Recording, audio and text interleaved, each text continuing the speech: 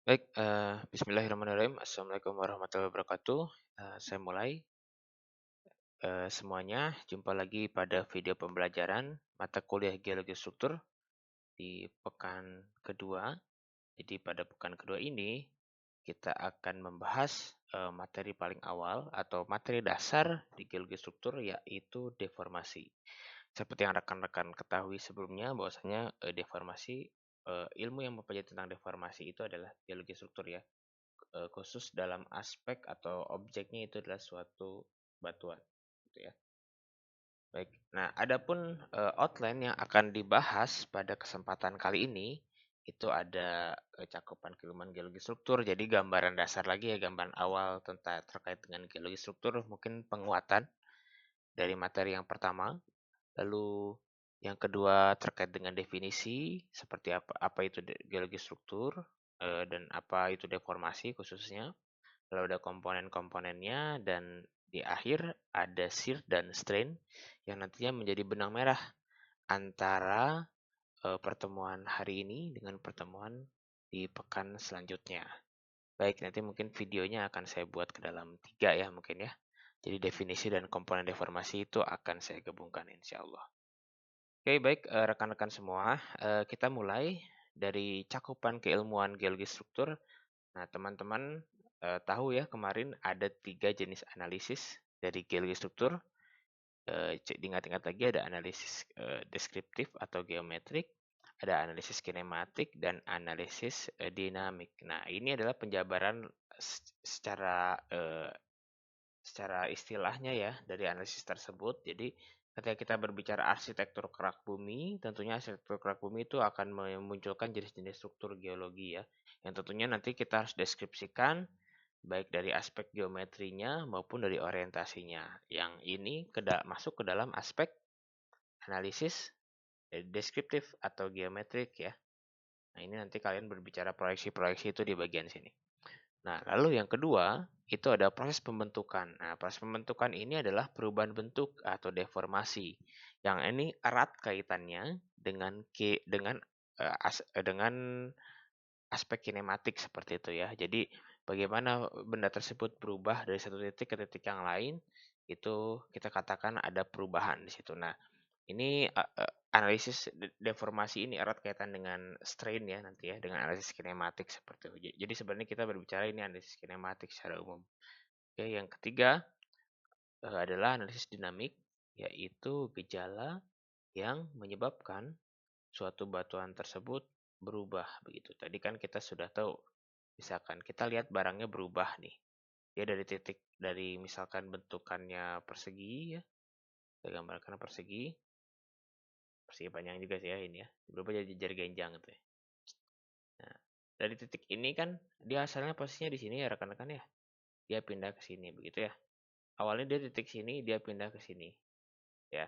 Nah, perpindahan ini yang kita sebut sebagai perubahan ya, atau kita sebut nantinya deformasi. Sedangkan aspek gejala yang menyebabkan ini atau aspek dinamik ini adalah yang apa namanya, kita mencari tahu gaya seperti apa yang menyebabkan ini bisa sampai berubah.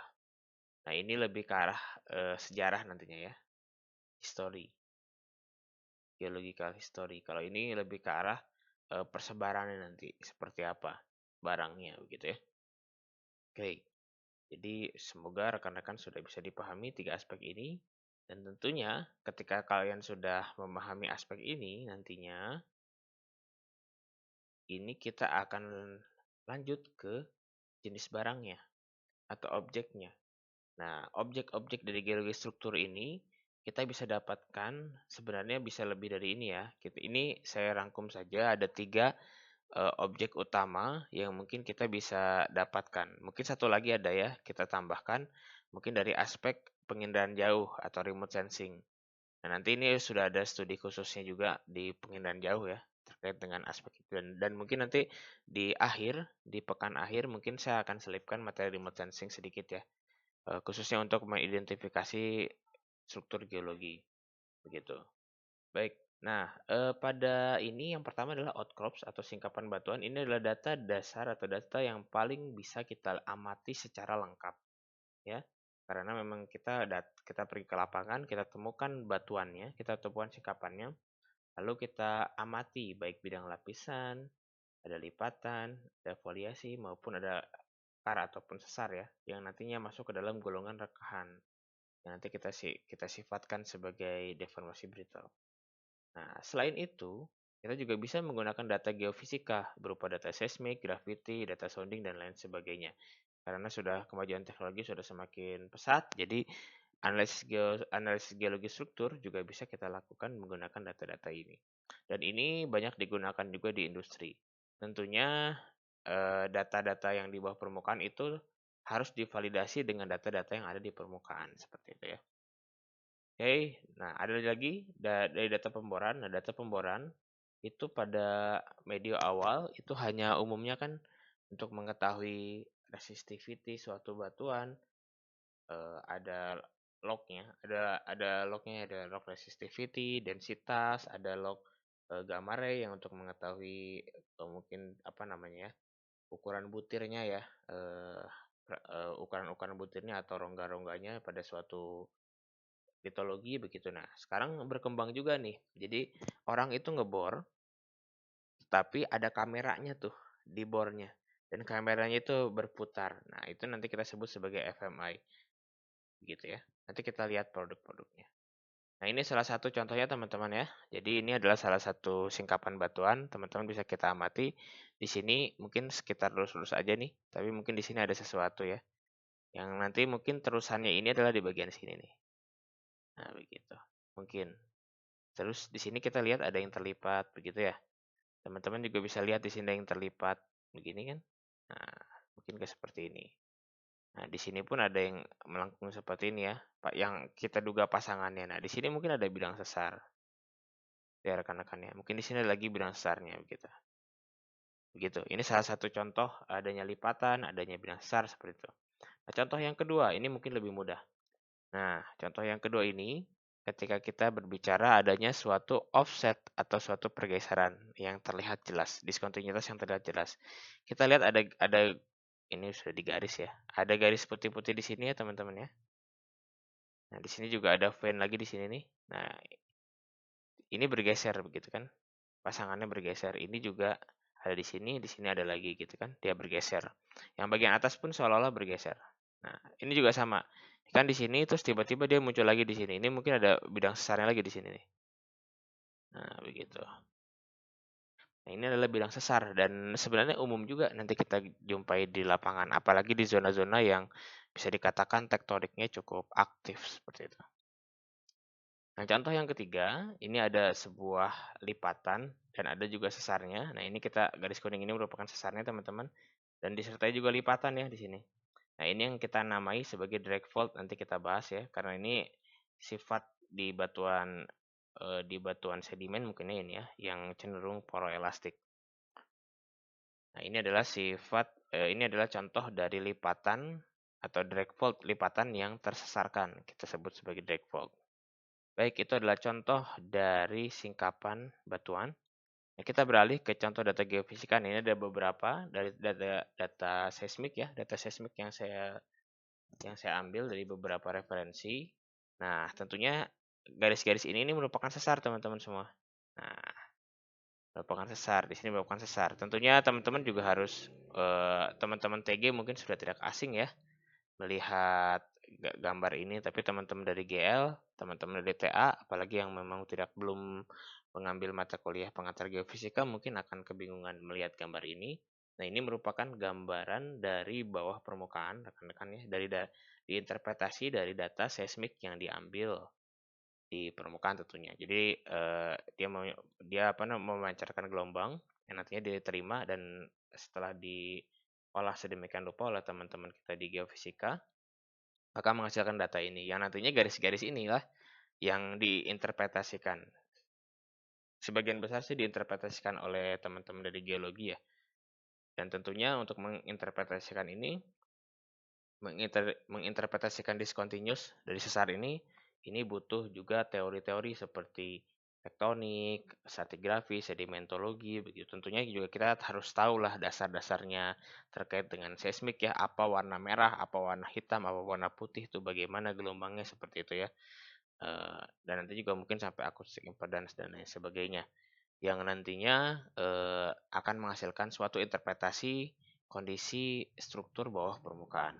Nah, itu kalau misalkan apa eh, kalau misalkan di taksir ketika kita berbicara interpretasi ini bisa pilih nilainya ratusan juta ya rekan-rekan ya hingga miliaran sebenarnya karena ini berpengaruh kepada prospek minyak kebanyakan ya minyak dan gas bumi seperti itu.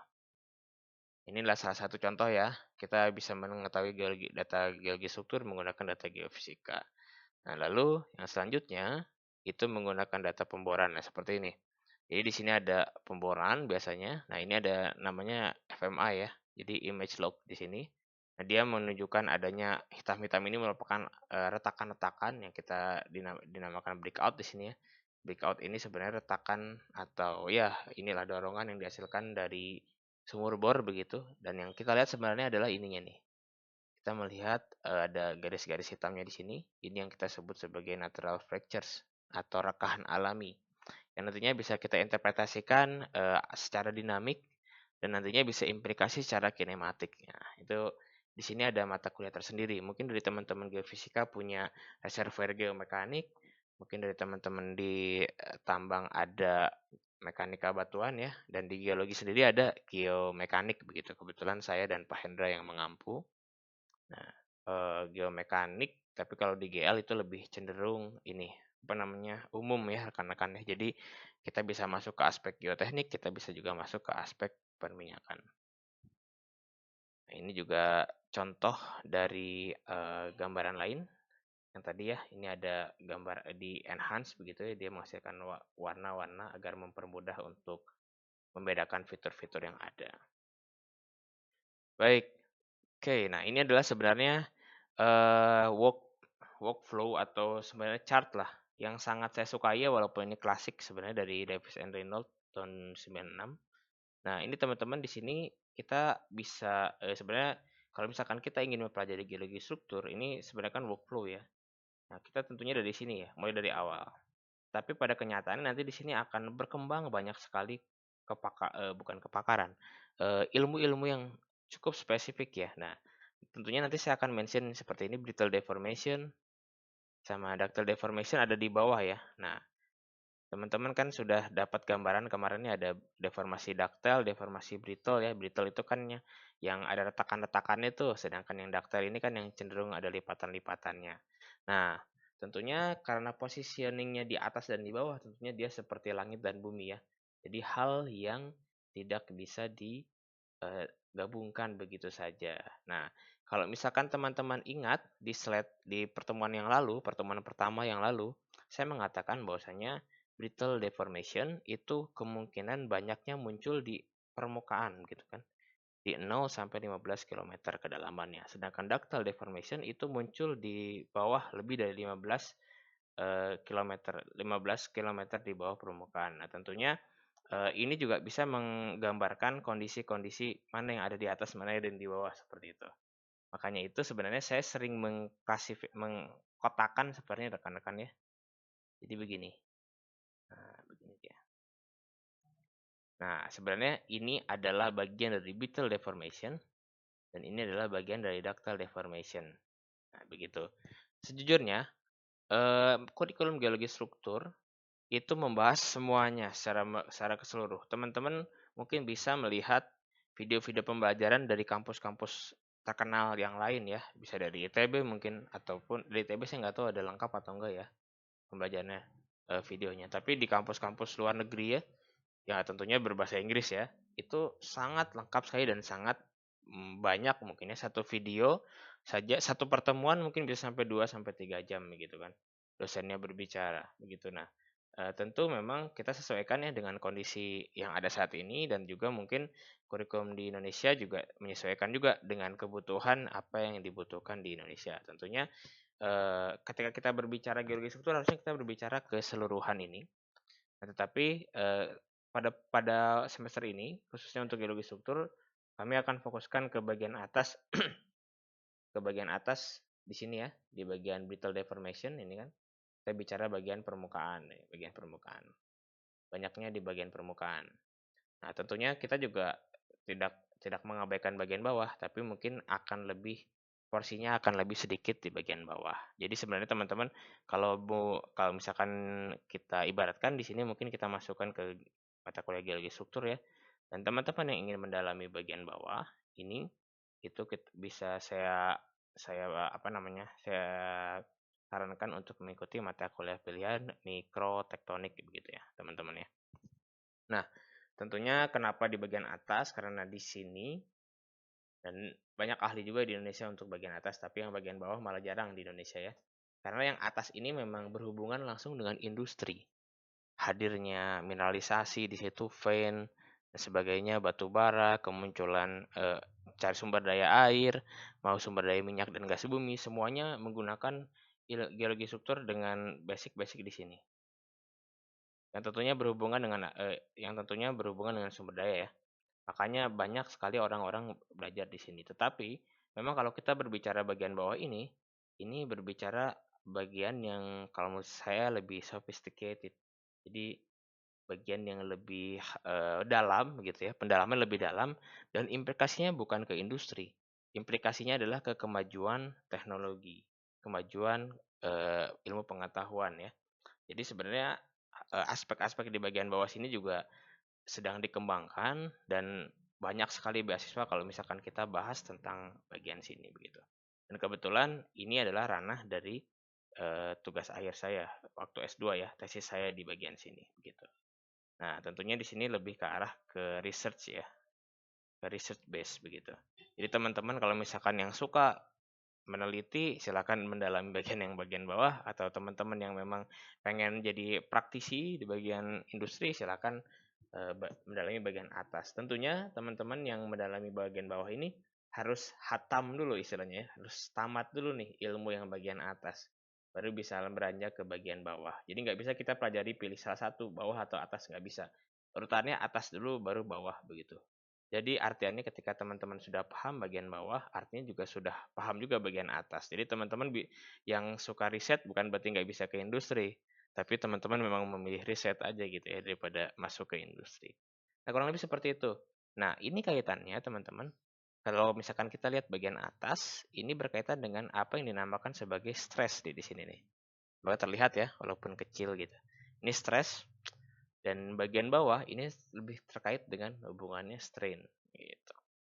Nah, implikasinya apa? Berarti stres itu kan sebenarnya kalau kita katakan gaya pada suatu batuan. Tentunya stres inilah yang menyebabkan batuan itu terdeformasi. Nah, berarti kita akan lebih banyak bicara analisis dinamik di sini kan ketika kita berbicara stres. Dan ketika kita berbicara strain, kita lebih berbicara ke arah perubahan atau arah pergerakannya seperti apa. Jadi mungkin strain ini juga bisa dipakai di brittle deformation ya. Jadi ini kan bagian brittle deformation. Strain bisa dipakai brittle deformation, cuman cukup mudah dianalisis ketika main di brittle deformation. Ketika kita main di ductile deformation, mungkin sedikit lebih sulit ya untuk berbicara terkait dengan strain. Tapi nanti akan saya bahas semuanya, mudah-mudahan teman-teman mendapatkan insight baru setelahnya. Nah, ini lagi batasan lagi sebenarnya saya akan berikan batasan untuk teman-teman di TG, TA dan GL ya. Jadi tentunya teman-teman di TG dan di TA karena memang ini ya apa namanya purpose-nya itu lebih ke arah untuk industri dan eksplorasi tentunya ya. Jadi mungkin pemahamannya bisa terbatas di sini saja. Jadi maksudnya hanya analisis deskriptif, dinamik dan kinematik tadi. Nah, tapi teman-teman dari geologi tentunya harus memiliki kemampuan untuk bisa menghubungkan antara geologi struktur yang ada dengan interpretasi tektonik yang nantinya muncul. Nah, teman-teman geologi khususnya kan harus melakukan pemetaan ya di akhir perkuliahan, entah di kuliah lapangan maupun nanti di tugas akhir. Nah, pemetaan itu tentunya harus menceritakan sejarah geologi yang nantinya berhubungan dengan interpretasi tektonik. Nah, teman-teman di geologi tentunya harus bisa nih menghubungkan dari struktur kepada tektonik. Nah, teman-teman geologi sudah berbicara tektonik di semester lalu dan harapannya dengan adanya geologi struktur ini teman-teman bisa merangkai ceritanya. Jadi dari yang Anda temui di lapangan hingga nanti menceritakan sesuatu yang besar begitu. Oke. Baik, nah di sini nanti ada 5 highlightnya: brittle deformation, ductile deformation, stress, strain, dan tectonic interpretation. Ini sangat banyak sekali definisinya. Teman-teman silahkan cari ya ininya, definisi-definisinya nanti mungkin saya akan tanya di kelas begitu. Oke, baik, ini mungkin akhir video pembelajaran yang pertama. Di bagian pertama, nanti kita lanjut di bagian kedua. Oke, terima kasih atas perhatiannya. Assalamualaikum warahmatullahi wabarakatuh.